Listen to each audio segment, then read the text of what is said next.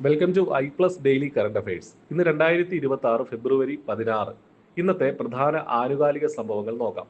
Gujarat international finance tech city company ലിമിറ്റഡിന്റെ അഥവാ gift സിറ്റിയുടെ ചെയർമാനായി മുതിർന്ന ബാങ്കറും വ്യവസായിയുമായ ഉദയ് കോട്ടകിനെ ഗുജറാത്ത് സർക്കാർ നിയമിച്ചു. സുസ്ഥിരവും പരിസ്ഥിതി സൗഹൃദവും ഊർജ്ജക്ഷമതയുള്ളതുമായ കെട്ടിടങ്ങൾ നിർമ്മിക്കുന്നതിന് ഇന്ത്യൻ ഗ്രീൻ ബിൽഡിംഗ് കൗൺസിൽ നൽകുന്ന ഏറ്റവും ഉയർന്ന സർട്ടിഫിക്കേഷനായ IGBC പ്ലാറ്റിനം റേറ്റിംഗ് ലഭിച്ച ഇന്ത്യയിലെ ആദ്യത്തെ പ്രധാന തുറമുഖമായി തമിഴ്നാട്ടിലെ തൂത്തുക്കുടിയിലുള്ള BO ചിദംബരനാഥ് തുറമുഖ അതോറിറ്റി മാറി. അടുത്ത 5 വർഷത്തിനുള്ളിൽ ക്ഷീര സഹകരണ സംഘങ്ങളുടെ പാൽ സംഭരണം നിലവിലുള്ളതിൽ നിന്ന് 50% വർദ്ധിപ്പിക്കുക എന്ന ലക്ഷ്യത്തോടെ സഹകരണ മന്ത്രാലയത്തിന്റെ നേതൃത്വത്തിലുള്ള വൈറ്റ് റവല്യൂഷൻ 2.0 ആരംഭിച്ചു.